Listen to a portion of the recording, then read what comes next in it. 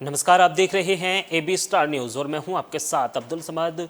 Bulletin की शुरुआत करेंगे उत्तर प्रदेश की तमाम बड़ी खबरों के साथ। आज दूसरे चरण का मतदान हो रहा है और इस मतदान करने से पहले ही गृह मंत्री अमित शाह ने एक्स पर पोस्ट किया है। उन्होंने कहा है कि रिकॉर्ड संख्या में मतदान करें और ऐसी सरकार बनाएं जिसके पास सुरक्षा का ट्रैक रिकॉर्ड हो। तो लोकसभा के दूसरे चरण के मतदान के बीच गृह मंत्री अमित शाह ने सोशल मीडिया एक्स पर एक पोस्ट शेयर किया है।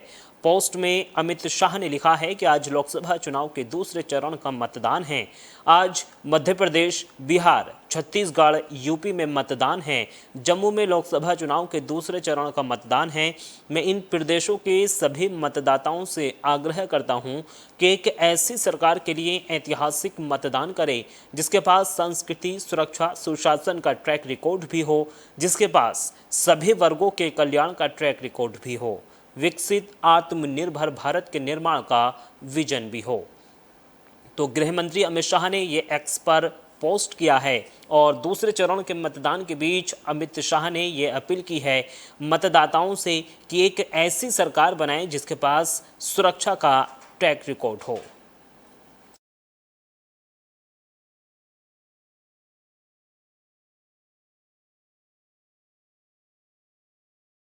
कांग्रेस नेता राहुल गांधी ने भी एक्स पर पोस्ट करके मतदाताओं से भारी संख्या में मतदान करने की अपील की है।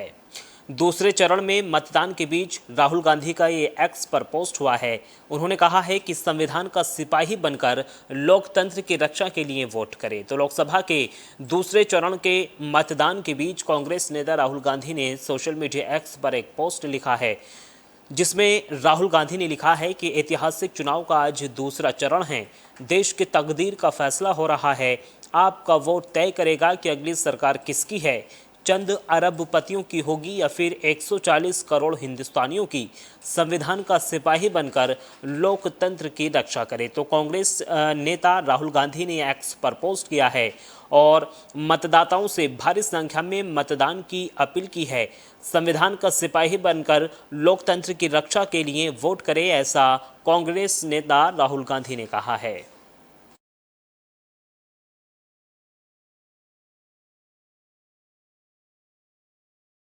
खबरों में आगे बढ़ेंगे। पीलीभीत में लगातार तेज रफ्तार का कहर देखने को मिल रहा है। बाइक और कार की जोरदार भिड़ंत में बाइक सवार युवक की मौत हो गई है, जबकि कार चालक अपनी कार छोड़कर मौके से फरार हो गया है। मौके पर पहुंची पुलिस ने युवक के शव को पोस्टमार्टम के लिए भेज दिया है।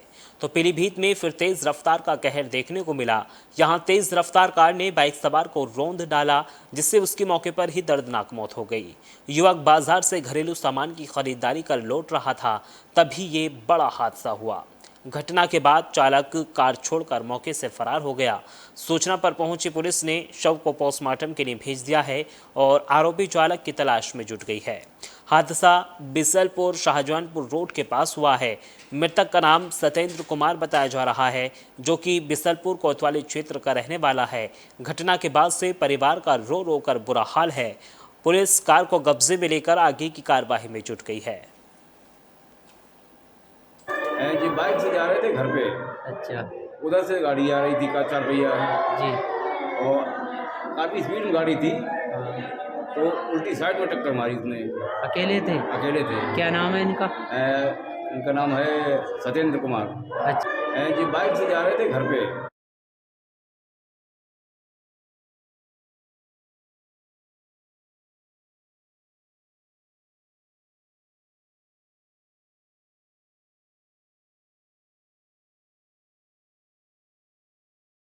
खबरों में आगे बढ़ेंगे। मुजफ्फरनगर से खबर है, जहां बेगम को फ़ोन करके 3 तलाक का एक मामला सामने आया है। बेगम को फ़ोन कर 3 तलाक दिया गया है। रिश्तेदार से ज़बरदस्ती हलाला कराया गया है। पीड़ित महिला ने मुख्यमंत्री से न्याय की गुहार लगाई है। तो मामला जनपद मुजफ्फरनगर के थाना चरथावल क्षेत्र के गांव से सामने आया है, जिसमें एक विवाहिता ने एसएसपी कार्यालय पहुंचकर प्रार्थना पत्र देकर बताया है कि उसकी शादी लगभग 15 साल पहले हुई थी। उसके 3 बच्चे भी हैं। शादी के बाद से ही पत्नी को उसके पति के साथ ससुरालजन उसे परेशान करते चले आ रहे हैं और पत्नी को शारीरिक और मानसिक रूप से प्रताड़ित करते चले आ रहे हैं, जिसमें करीब 1 साल पहले पत्नी के पति वसीम ने पत्नी को विदेश से फ़ोन पर 3 तलाक दे दिया था, जिसके बाद पत्नी प्राथिया डर के कारण अपने मायके चली गई थी। प्राथिया का पति विदेश से लगभग 10 महीने पहले आया तो उसने कहा कि तू मेरे मामा के लड़के से हलाला कर ले, तब मैं अपने पास रखूँगा। जिसके बाद ससुराल जनों ने ज़बरदस्ती पत्नी का हलाला करवा दिया, मगर उसके बाद भी उसके पति ने उससे निकाह नहीं किया, बल्कि उसके पति वसीम ने किसी अन्य महिला से निकाह कर लिया है। प्रार्थी के साथ बहुत बड़ा धोखा किया गया। पीड़िता ने एसपी के साथ ये शिकायत मुख्यमंत्री पोर्टल पर भी करते हुए आरोपियों के खिलाफ कार्रवाई की मांग की है। जी मेरे पति प्रदेश में गए हुए थे 15 साल में शादी मेरी 15 साल हो गए। किससे हुई थी? जी वसीम से पौटी। जी तो फिर क्या हुआ? फिर उसके बाद में परदेश चले गए। परदेश जाने के बाद फिर मैं वहीं से ही फोन पे ही तलाक दी। तलाक देने के बाद फिर आ गए मैं घर आके फिर कहने लगे क्या हलाला कर, कहने लगे हलाला कर जब मैं तुझे रखूँगा। ज़बरदस्ती हलाला करवाया सबने मिलके, ज़बरदस्ती सारून से अपने मामा के लड़के से। जी मैंने हलाला भी कर लिया। मामा का जी बच्चों में रह लूँगी। मैं भी गैर मर्द के पास गई। अब फिर भी ना कुछ समझा उन्होंने। फिर कहने लगे कि मैं काम पे जा रहा, काम पे जाकर और जब फिर लेने के लिए आऊँगा। फिर उसके बाद कहने लगे कि मैं नहीं आ रहा, मेरे पे मैंने फ़ोन किया, कहने लगे न कोई फ़ोन फान ना करें, यहाँ की कोई मतलब नहीं है तेरा फ़ोन फान करने का। एक महिला है, इसकी शादी 15 साल पहले वसीम के साथ हुई थी। पावती का रहने वाला है वसीम। उसके बाद वो विदेश चला गया था। विदेश से ही उसने फ़ोन पे इस महिला को तलाक दे दिया था। उसके बाद फ़ोन पे ही उसने कहा कि पहले हलाला कर, तब मैं तुझे रखूँगा दोबारा। ज़बरदस्ती वसीम और उसके परिवार के लोग, उसके माता पिता और 2 मामा हैं इसमें इन्वॉल्व, उन सब ने ज़बरदस्ती इसका हलाला कराया। शाहरुख नाम का लड़का है, ये कोटेसरे का रहने वाला है। ज़बरदस्ती हलाला कराने के बाद फिर इस महिला को नहीं रखी उसने, दूसरी शादी कर ली किसी औरत से।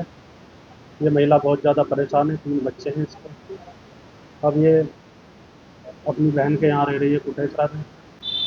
जी मेरे पति खबरों में आगे बढ़ेंगे। रायबरेली से खबर है, जहां 5वें चरण के नामांकन को लेकर प्रशासन ने पूरी तैयारियां कर दी हैं।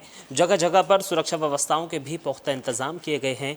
तो 5वें चरण के मतदान के लिए अब चुनाव आयोग ने दिशा निर्देश जारी कर दिए हैं। रायबरेली में कल से नामांकन को लेकर प्रशासन ने तैयारियां भी पूरी कर ली हैं। रायबरेली में 5वें चरण का मतदान होना है। 26 अप्रैल से नामांकन शुरू हो जाएंगे। अप्रैल में प्रशासन ने कलेक्ट्रेट परिषद में पूरी तैयारी कर ली है। नामांकन स्थल पर जाने वाली सड़क पर बैरिकेडिंग लगा दी गई है। सुरक्षा के पुख्ता इंतजाम किए गए हैं। कोई भी वहां बिना अनुमति अंदर प्रवेश नहीं कर सकता है। साथ ही आवश्यक पुलिस बल तैनात किए गए हैं। चुनाव आयोग के निर्देश पर जो संख्या निर्धारित है, उसी संख्या के आधार पर प्रत्याशी के साथ नामांकन स्थल तक कार्यकर्ता जा पाएंगे। साथ ही पुलिस बल के अतिरिक्त LIU भी वहां पर सक्रिय नजर आ रहे हैं।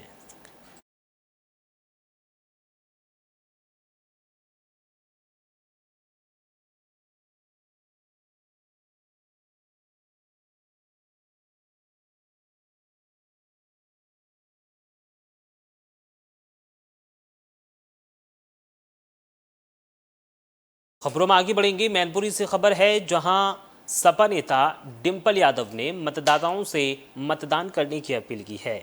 डिंपल यादव ने भाजपा पर भी जमकर हमला बोला है। दबाव की राजनीति करने वालों को सत्ता से होगा हटाना, ऐसा डिंपल यादव की ओर से बयान दिया गया है। तो मैनपुरी भोगांव विधानसभा के गांव सिलबंत में डिंपल यादव पहुंची और संविधान बचाने के नाम पर मतदाताओं से वोट मांगे। वहीं इस दौरान उन्होंने भाजपा का नाम लिए बगैर कहा है कि दबाव की राजनीति करने वालों को सत्ता से हटाना होगा। जो युवाओं को नहीं दे सके रोजगार, किसानों की समस्याओं को नहीं कर सके हल, उन्हें सत्ता से बेदखल करना होगा। प्रदेश के मुख्यमंत्री योगी आदित्यनाथ की जसवंत नगर में होने वाली सभा को लेकर डिंपल यादव ने कहा कि लोकतंत्र में सबको हर जगह जाने का अधिकार है। वो देखें कि विकास कैसे होता है।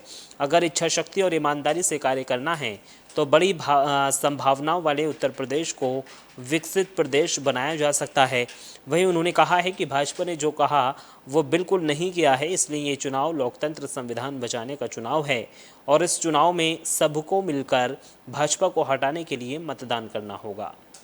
वो तो सभी पे मैं समझती हूँ हमलावर है, युवाओं की नौकरियों पे हमलावर है, नौकरियाँ ही नहीं दी। बताइए, सरकार के 7 साल पूरे हो गए हैं जहाँ युवा हमारा बेरोजगार है। किसानों की जो आपने वादा किया था जब सरकार में आए थे कि अब मवेशी जो आवारा पशुओं वाली जो समस्या है उसका हल करेंगे, कि आपने हल कर लिया। आज आप लोगों पे दबाव की राजनीति बनाते हैं और मैं समझती हूँ, मैं सभी लोगों से ये कहना चाहूँगी कि दबाव की राजनीति का आप लोग शिकार ना होएं, क्योंकि अगर आप शिकार हो गए और पढ़े लिखा समाज अगर इस बात से शिकार हो जाएगा तो मैं समझती हूँ कि एक अलग दौर चल पड़ेगा। तो ये सबकी जिम्मेदारी है, क्षेत्र के हर नागरिक जो आज है हमारे मैनपुरी का, उनकी जिम्मेदारी है कि ऐसे लोग और ऐसी मानसिकता वाले लोगों को हटाना बहुत ज़रूरी है जो दबाव की राजनीति का प्रयोग कहीं ना कहीं करते हैं। और मैं समझती हूँ कि मैनपुरी की जनता तैयार है और जब रिजल्ट आएगा तो आप देखेंगे कि किस तरह मैनपुरी की जनता एक सकारात्मक राजनीति के साथ खड़ी दिखाई देगी। हम आगे बढ़ेंगे। बदायूं से खबर है, जहां एक ग्राम प्रधान का शव संदिग्ध परिस्थितियों में मिला है और इलाके में हड़कंप मच गया है। पुलिस ने शव को पोस्टमार्टम के लिए भेज दिया है। तो बदायूं के उघेती थाना क्षेत्र के गांव सरेरा निवासी ग्राम प्रधान के पिता का संदिग्ध परिस्थितियों में खतिहार इलाके में शव पड़ा मिला। शव मिलते ही गांव में हड़कंप मच गया। मिली जानकारी के अनुसार रामप्रकाश पुत्र चंद्रपाल अपने खेतों पर गाय की रखवाली करने गए हुए थे। शाम लगभग 4 बजे गांव के लोगों ने शव पड़ा देखा तो इसकी सूचना परिजनों को दी। परिजनों को सूचना मिलते ही कोहराम मच गया। सूचना मिलते ही उघेती थाना पुलिस और फॉरेंसिक की टीम भी मौके पर पहुंची। मृतक के शव का पंचनामा भरकर पोस्टमार्टम के लिए भेज दिया है और आगे की कार्यवाही पुलिस ने शुरू कर दी है।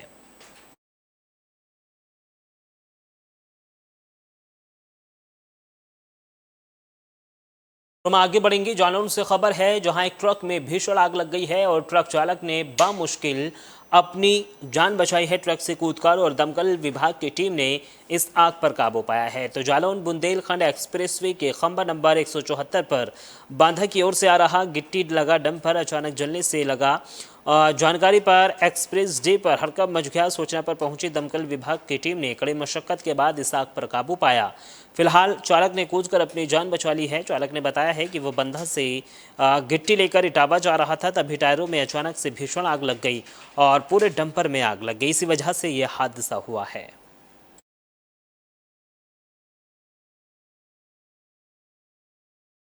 और फिलहाल इस बुलेटिन में सिर्फ इतना ही। देश और दुनिया की तमाम बड़ी खबरों के लिए देखते रहिए AB स्टार न्यूज़। नमस्कार।